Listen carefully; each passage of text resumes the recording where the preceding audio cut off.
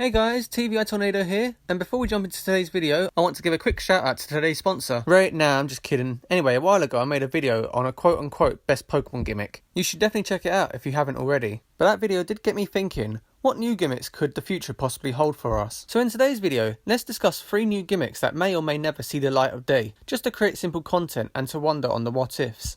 Just remember that this is only speculation, they can't hurt you.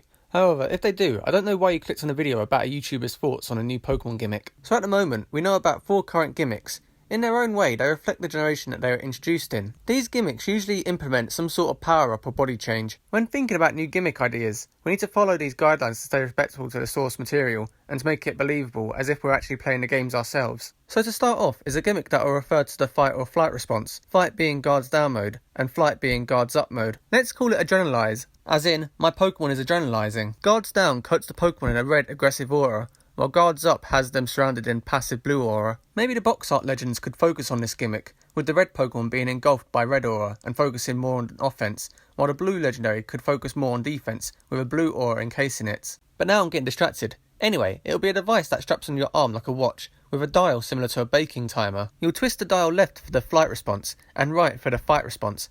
Lefty flighty, righty fighty. When you adrenalize your Pokemon into its Guards Down state, it will glow with a red aggressive aura. The Pokemon's attack, special attack and speed stat will double, while the defense, special defense and HP stat will halve. During this time, the Pokemon can't use any status moves, meaning it'll only be able to use physical or special moves. While if you adrenalize your Pokemon into a Guards Up state, it will glow with blue passive aura. The Pokemon's defense, special defense and HP stat will double, while its attack, special attack and speed stat will be halved. And while in this mode, it won't be able to use any direct attacking moves, resulting in just status moves. I think it'll be really cool to see naturally offensive Pokemon getting a boost in their power. Yeah, they'll be easily defeated in one hit, but you could take out some ridiculously bulky Pokemon, or any annoying support Pokemon with ease. Alternatively, it would be brilliant to buff up one of your more bulky Pokemon and sit through games taking hit after hit and making your opponent work for the knockout. No longer will sweepers casually destroy your team.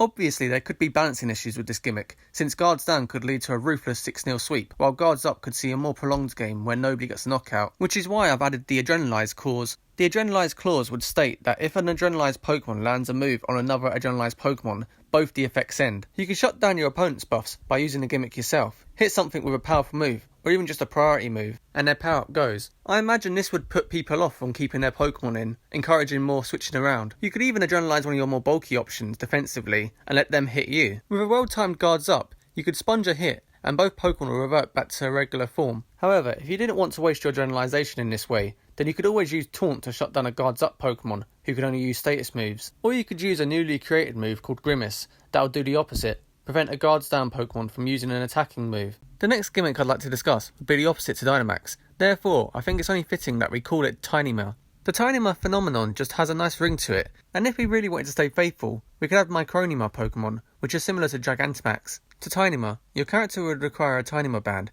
which would be as sleek in design as a Dynamax band. The gimmick would play out similarly. However, rather than the Pokemon growing huge and gaining twice the HP, this mechanic would see the Pokemon shrink to the smallest of sizes with the following features. When a Pokemon Tynemizes, their evasiveness and accuracy increase by 3 stages. The effect will last for 3 turns, but don't think you'll be doing insane damage like with Dynamaxing. While Tynemized, your moves will only do half the amount of usual damage, and if the opponent is somehow able to hit you, despite the increase in evasiveness, they'll do double damage to you. During these 3 turns, you won't be able to switch out, or use moves such as Bat and Pass, Volt Switch or U-Turn. This is so players can't get a cheeky switch out, or even stack up stats and then pass it on to something in the back. However, if both sides Tynema, then the turns will play out as normal, and both Tynema Pokemon will ignore the accuracy and evasiveness changes when attacking each other. With increased evasion and less damage towards the regular sized Pokemon, however, you're better off using the time to set up and support your partner Pokemon until you revert back to normal size. Just like with Dynamaxing, when a Pokemon uses a max move. When you Tynemize in battle, one of 18 effects will happen depending on the type of Pokemon you Tynema. These effects will reflect what max moves do, such as setting up terrain, weather, or increasing or decreasing stats. However, you're not required to use a move. It'll automatically happen when you activate the mechanic. I want this mechanic to be more passive than all-out attacking, to really separate it from Dynamaxing.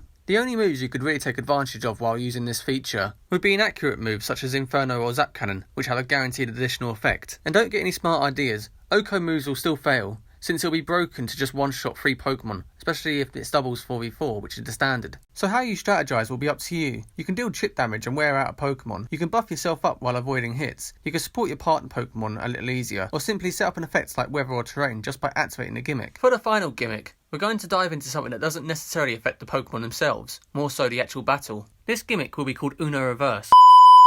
This gimmick will be called Rev Type, which sounds like Riptide, which both involve washing out everything we're comfortable with and flipping it all on its head. Do you remember inverse battles? Yeah, me neither. Let's give this overlooked feature a proper generation to shine in with a modern twist. So during a battle, at any given moment, imagine being able to reverse the type chart. Here's a chart to display the new type matchups. All your bug type moves being able to hit 7 types super effectively, and making all your opponent's steel types weak to over half the types. You can also eliminate any annoying immunities. Maybe during this time of warped reality, not only will the type matchups be reversed, but the unstable nature of warping types could also affect the abilities. Things like Volt Absorb and Thick Fat will have the reverse effect, and moves like Freeze Dry and Thousand Arrows don't have any additional effect. It'll be a competition between both trainers to see who uses it first, and to see who can actually hold off from using it. Activating it once reverse all the type matchups, while activating it again reverses the effects back to normal. Like all gimmicks, timing is really important, so make sure to use it while you can, because if you both activate it on the same turn, nothing will change, and you'll waste a perfectly good offensive or defensive moment. I think you could make some real smart plays with this gimmick. Similar to terrestrializing, you could completely change a game by reversing the type matchups on the fly. So it really becomes a gamble if you choose to use it in a battle. So out of these 3 gimmicks, which one would you say has the most potential for happening in the future? Which one did you like the most, and which one could use some more thought? Maybe there's a timeline where these are the official Pokemon gimmicks,